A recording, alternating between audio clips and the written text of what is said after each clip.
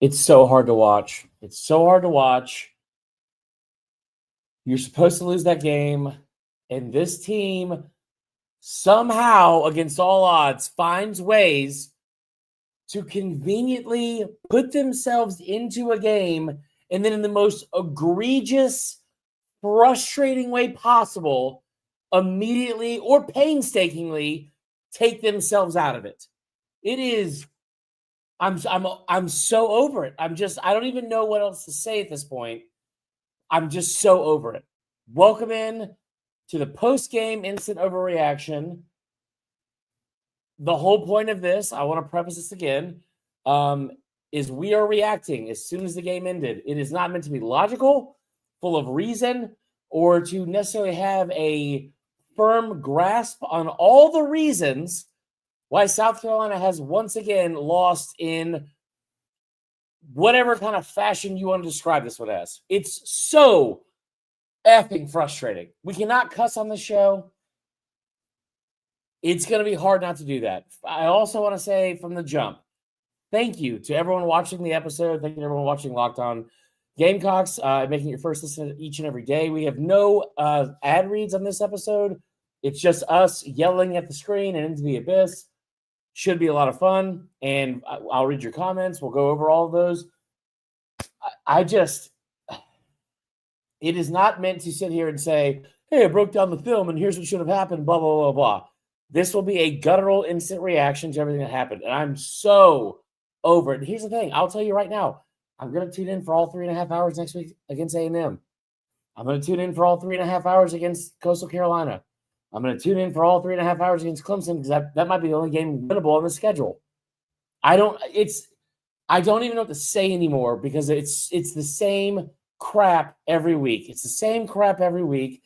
And I tell you what, I don't care if you felt like you were in a better position this week. Like the Bama game, like think about how much progress you felt during the Bama game compared to that. That's not just a worse defense, a significantly worse defense.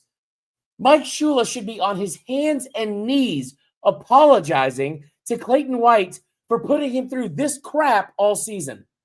It's awful. It's awful to watch. It is awful. So I said this on Twitter. It's such bad football. It's such bad football. Where do y'all want to begin? Where do you want to begin? Like, it's such bad football. Every opportunity this team has to seize momentum, to do something, to turn the corner in this season, in this game, whatever, they find a way to screw it up. And I don't know how else I don't know how else to react besides yell. My fiance is laughing hysterically. Pepper is scared for her life over here. She shouldn't be because she's an angel and nothing bad will ever happen to her. But she's tired of this crap too. Also, I'm not so sure even as a dog, she couldn't call plays better than Mike Shula. I feel like I'm taking crazy pills. It's insane. It's insane. First comment I see, begin with LaNorris. So we'll start there. This is going to be the most unhinged episode we have ever had. I just, point blank period, the most unhinged episode we'll ever have. Start with LaNorris. He was not good tonight. He made a couple throws that were really good. The deep ball to Harbor in the first drive should have been a catch. The touchdown pass to Harbor was a great ball. I thought that was fantastic. He missed Faison that would have gone for about 45 yards, rolling out to his right. Inexcusable. Missed another guy on a drag route against the grain on where that guy, I don't think he scores because the safety's still over the top. That guy probably runs for at least 30 yards. Missed him. Missed him by 15 yards. 15 yards. I have defended Sellers forever. And here's the thing. In this game, I think you're too inconveniently close in the game to take him out. I don't think you can take him out because he's so like you're down by 6. You're down by 9. You're down by just barely out of one score. Like Can you bring in Cutter Woods on the road to start like the second half or for like the fourth quarter? Can you do that? I don't know. I don't think you can. But here's what I do know. You allowed, I think, 6 sacks. Was it 5 or 6, guys? God, I'm sweating for no reason. This is awful. You allowed 6 sacks. I think that team had like the 13th most sacks in the entire conference. You put up 235 yards of offense. It was by far the fewest any team had gained on this like putrid defense all season. Last 2 games, they gave up 510 and 359. Like, you have broken LaNorris Sellers. I want to sit here and I want to give him the benefit of the doubt, and like I will be probably too much of an apologist solely because Mike Shula is still the biggest reason to blame. But you have broken LaNorris Sellers. The throw to Faison sealed it. 6 sacks. 2 of the sacks, they rushed 2 people. What is going on? Like 6 sacks on 3 pressures. 60 years old, 30 plus years of coaching, 17 points is the best he can do. Mike Shula is pure landfill trash. I tell people this all the time. A bad OC will make a great quarterback look horrible. I think you're right. Like, we can sit here and pin a lot of this on LaNorris, and I'm not opposed to like giving him his fair share of blame because there's a lot to go around there. Shula has to be fired immediately. I don't care who calls plays. At this point, let LaNorris draw it up in dirt. Who cares? 235 yards, 14 points. It's so beyond bad. It's so beyond such the opposite of what winning football is.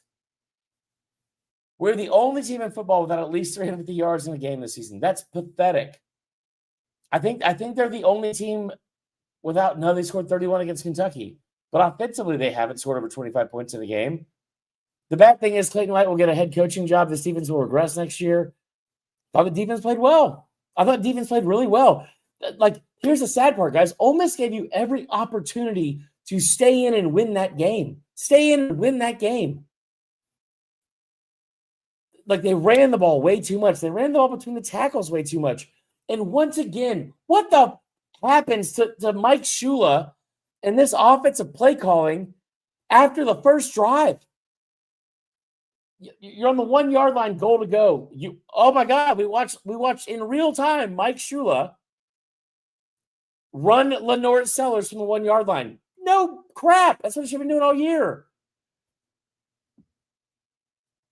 The 4th and 1 call, where you go as east and west as possible with Matthew Fuller. Waiting on long thought Ole Miss seems like should be here. Yeah, I mean, I tell you what, Swamp Puppy, you'll get a much different show here versus there either way. So there's that. Also, if you're waiting on that show, just go. Ugh, I cannot imagine wanting to tune into that. I'd like to see Shula and Sellers attempt an escape room. Everyone knows we'd never see them get out. They're dumb as hell. I can't fully agree with that. But my God, this is such a good point. Offense has not scored over 22 points in 10 games.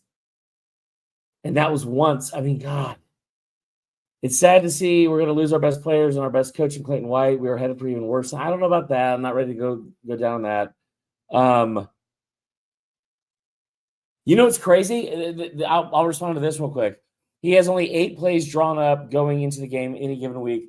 You know what's wild is if you watch LaNorris run the option, it's very clear they have not practiced him running the option like at all. Definitely not nearly enough, but at all. Where he does not know to make whoever his man is commit to him and then pitch. There's no feel for the option game. That should be on the very first page of his playbook. Like LaNorris Sellers in space running the option should be page 1. of the playbook. I'm telling you, our defense is always good. We can never have an offensive pair with it. Fair. Sellers is not good enough. I think this is the point that I just an abject failure from the offense as a whole. Offensive line was hot and cold. Shula calls the worst offense in college football. Sellers couldn't hit a pass if it would save us. I mean, like, I think here's the main thing that frustrates me is like, and there's so much blame to go around, but it does start and usually stop with one person. And with Mike Shula, it's a consistent thing. And I've heard all the reasons why not to fire him. I've heard all those reasons why. Well, who's going to call plays, blah, blah, blah. Listen, you can get mad at LaNorris all you want. You can say that the hype before the season was too much. It was unwarranted, whatever. Here's what I do know. There are still several NFL teams that look at him and say, that guy is going to be a first-round pick and we're going to take a chance on him. I'm not saying that I would or that, like, that's the smartest thing to do. But we have seen Anthony Richardson be drafted in the top 5. So it's not crazy to think that would happen.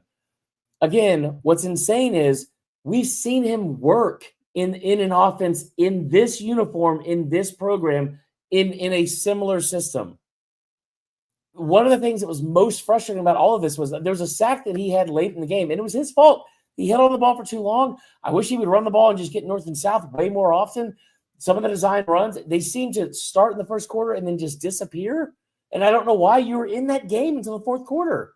Like, why are you not running this? Like, he should be I'm not comparing him to this player. He is your Cam Newton. Figure it out. Figure it out. Run power. Pull up and guard. Put 2 tight ends on one side. Pull a guard. Make them stop it. And then everything that he does is we're going to drop him back. We've got 2 receivers on this side. We're going to run a receiver or a running back out to the flat on this side as well. And then what we're going to do is this. One receiver is going to go really long, and it's going to be covered up. The only other option for him is also going to be covered up. There's going to be a linebacker in space, so the running back has nowhere to go. And by the way, the other people that we have blocking, that we have to have blocking because the offensive line is such trash and has been trash nonstop for 3 or 4 years. Who else is open? Can he throw it to himself? Maybe that's an option. Maybe run everyone to the left and let him just throw it up as high as he can to the right and let him go run under it. I don't have a better option at this point. It's unbelievable. It's like, and again, we have talked in this sport forever, for so long. It's not the X's and the O's, it's the Jimmies and the Joes. That is applicable to almost every good team and teams that are even bad with good players that I've ever seen. It's every single team. It's not about the X's and the O's, it's the Jimmies and the Joes. You finally got the Jimmies and the Joes. You finally got it. You have arguably the best defensive player in college football, and you had arguably the best offensive player in college football for the last 6 games of last year. And it has been trash. Trash. Can you... Oh, my God. It's one thing to be 3-6. It is a whole ass other thing to be 3-6 and not be able to put up 300 yards of offense, 250 yards of offense, 20 points, 17 points, 14 points. I have no words. Actually, that's not true. I have a lot of words.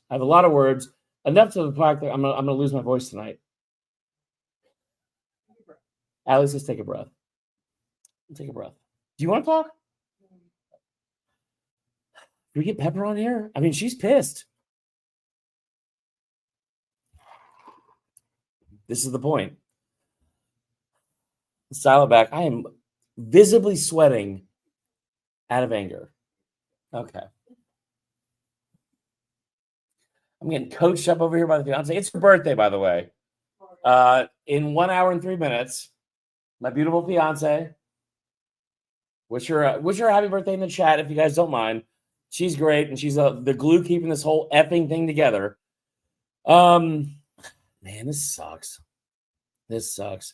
Yeah, here's another line. They look really good in practice. I like. I still think they can beat. I still think they can beat Clemson because Clemson's really bad. But I don't know at this point because also you have to score points to beat Clemson. It's so pathetic to go out here every week and see. And listen, here's the other thing too. Let's also call out some of the other stuff. If I'm going to get this exasperated and angry and out of breath from yelling, let's also call out some of the other crap that happened. You're down 17-14. You're down 17-7 to start the second half. Multiple opportunities wasted, I felt like, in the first half, right? You go down 17-7. They start back 17-7 in the second half, and you go down the field to score. You throw an interception, but it gets called off because of a flag. You go down and score. It's 17-14, and I feel pretty good because the defense looked good, guys. The defense looked really good up until that point. I thought that they kept trying to run into the teeth of that defense. They did a phenomenal job of stopping it. The linebackers, Justin Okoronkwo, J.R. Johnson, Fred Johnson was all over the field. Like, they were great. I thought the secondary started picking up. Like, it almost felt like a wave of confidence that went through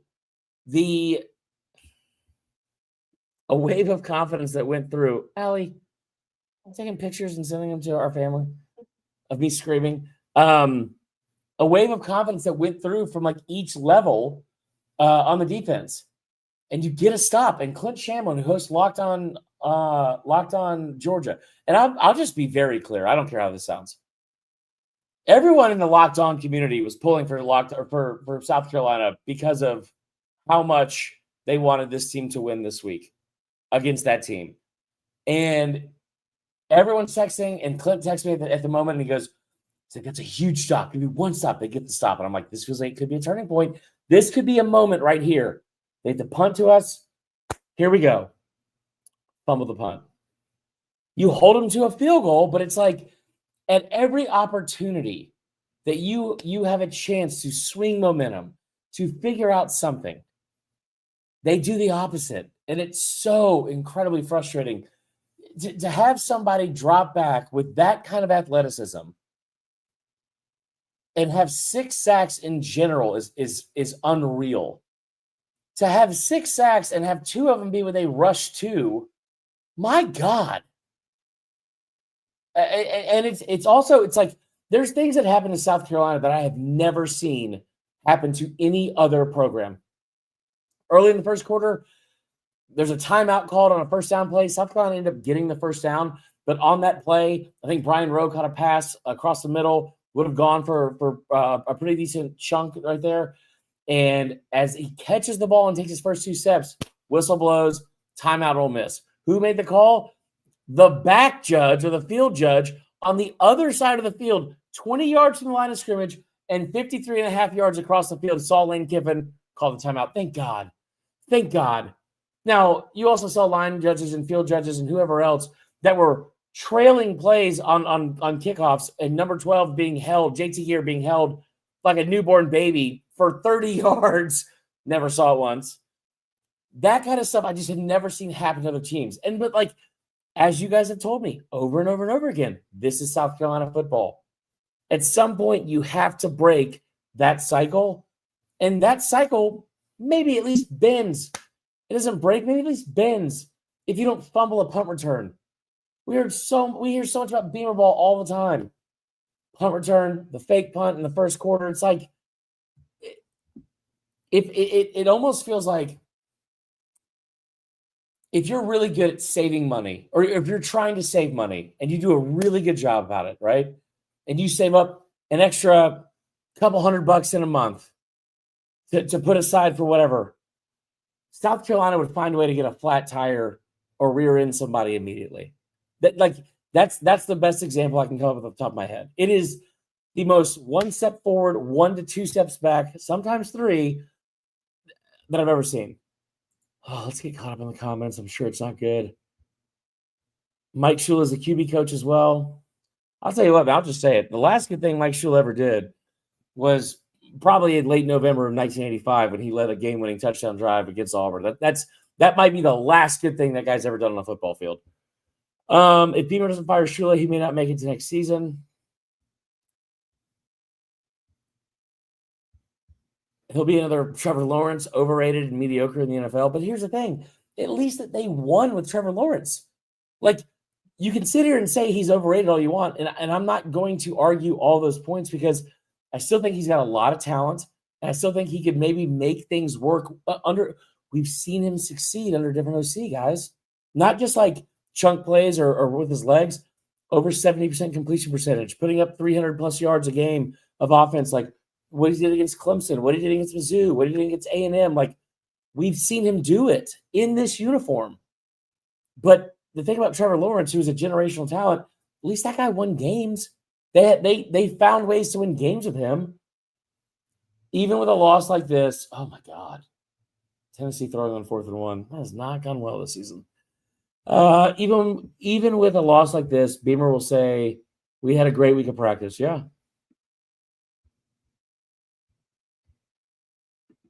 Is it wrong to say that Beamer is a glorified? I don't know about that. I don't know if I can say that.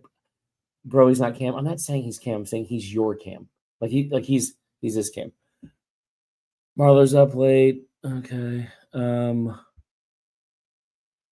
Sellers just shut it down. The season's over. Yeah, I think that this might be the best point. No, he runs it like he doesn't trust Shula's option plays because they're trash. He just wants to get. He's got to work with him, LMAO. Yeah, I mean, yeah, I don't know if that's wrong. But like, have you ever seen a 6'3", 240-pound guy run the option this little in a college offense and then run it this badly? I haven't. Defense gave us a chance to win. Beamer proved tonight he's not a good HC. Time management was incredibly. What was up with the challenge play? What was up with the challenge play? You have the ball for the half of the clock run, get on defense, call timeout. I mean, yeah. Call timeouts with 25 seconds left in the first half. The challenge play out of the gates, you're down to one timeout with like 8 minutes left in the third. Like, what? Oh my God. We will lose a lot of our talent, both high schoolers and transfer. If I'm a player and I had options, I wouldn't come here. I won't say that. I will ask, if you don't make a change on offense in general, what do you expect happens with all of the receivers that you brought in this year's freshman class?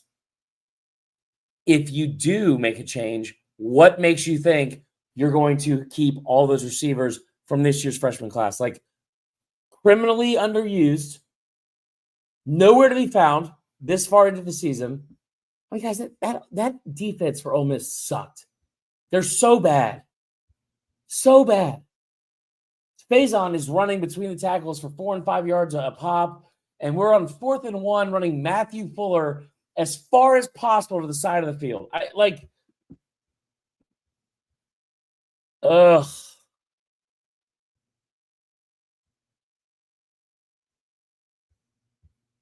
At this point, Sellers won't be anything. I don't know about that. The O-line is bad. Sellers is not helping, but Sellers is not playing well. Yeah, I think all that's fair.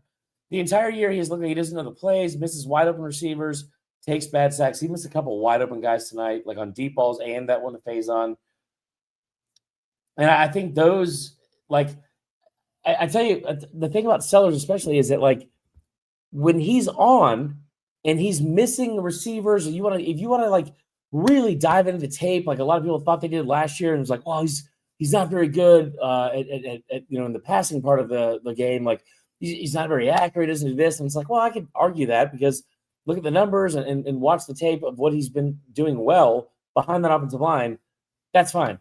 But then there's also all the other part, even if you want to have that argument, there's all this other part of like, look what he does when he's under duress and he's able to break things wide open, keep things open in the offense. Players are able to break free. And then you see these broken plays, missed assignments that result in chunk plays. I keep going back to the game against Missouri last year and what he was able to do, for just like escaping a tackle and getting out of the pocket and hitting Delmon Campbell for multiple big gains in that final drive.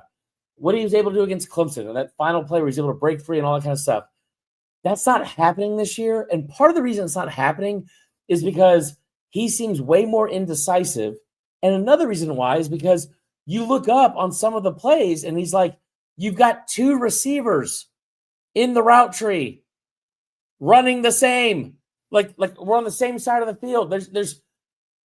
It's become so much more limited, and the ability or inability to get away from a potential mistake, it's like that window or that ceiling has like closed much more significantly. Like think about the Missouri drive last year, around the same time a year ago. He breaks free from like a tackle, evades the rush, goes outside of the pocket, runs away, is able to break out of it, and is looking for somebody, and then all of a sudden Campbell is running free across the field. It's a huge, not just a first down, but a massive like 30 or 40-yard gain to keep the drive going, and when you had to have to build on in that drive.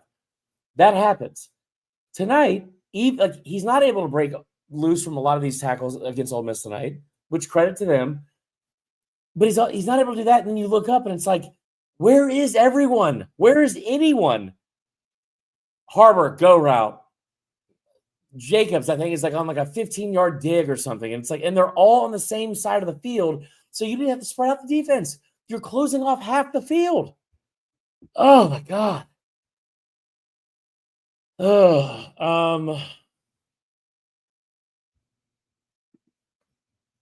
that's all I can say. At this point, going away from Shula would at least possibly give the offense a spark. I feel like they don't believe in him at this point. Why would you? I mean, like, why would you? I don't know why Clemson fans don't understand that we refuse to score 20 points or game. Yeah.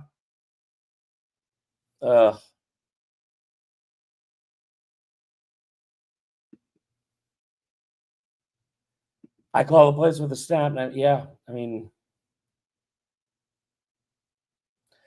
and again, what the most frustrating part of it is, there's all of this mismanagement, and there's all of this inefficiency, and there's all of this like really, again, bad football. And you're still in games. Guys, they should have beaten Alabama last week. They were in this game. That's a top 10 team on the road.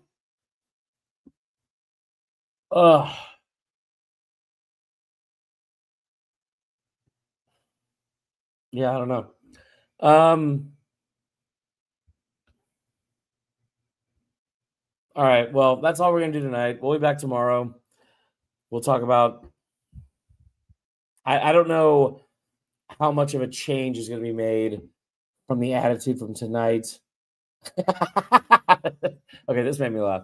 I don't know how much of a change is going to be made from tonight to tomorrow in that episode. We'll see. Hotty Toddy says, nice. Okay. Defense is given the chance every game. The offense to be on putrid. Yeah, agreed. I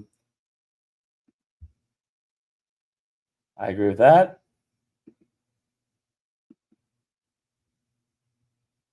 That's also a very good point.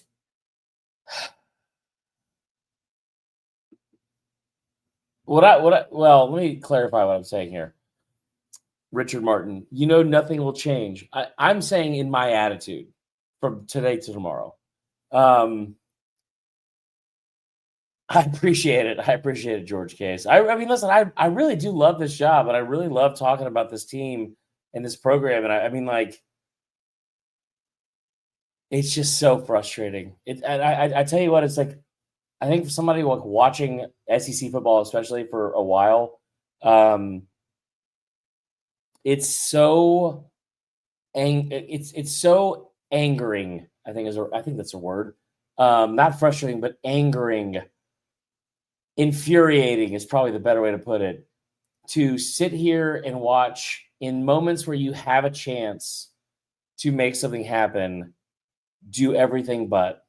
And that is why I get very frustrated with it, because it's like the fumble, the offensive play. I mean, like the offensive line didn't even play that bad tonight. And now it's like, they will next week. Oh, man. Yeah, no, this is the best point, too. Ethan Bayer makes. I love how almost every comment is a different deficiency, and everyone's right. It sucks, man. It sucks. I don't think NIL is the devil. I don't think that's the problem here. NIL was around last year. This team was a lot different. You got to figure out a way to keep Dylan Stewart. I know that. You have got to figure out a way to keep that kid there. Or, I mean, post game is up. I don't know what it said, but y'all let me know what it did. I appreciate you guys listening. We'll be back tomorrow. Like I said, it'll probably be an episode later in the day. I will not promise you guys an episode tomorrow. I want to, but it is, like I said, it's the fiance's birthday tomorrow, and she's listening to me yell for 30 minutes over a team that is 3-6 with no signs of improving. And so she's probably been put through enough suffering. Anyway, yeah, that's also fair. That could happen. All right. That is all for today's show. I appreciate you guys. I'm not going to repeat this, but yes.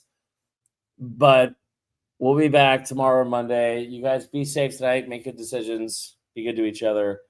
And God, I hate to say it, but go Cox. We'll see you next time. Jesus Christ.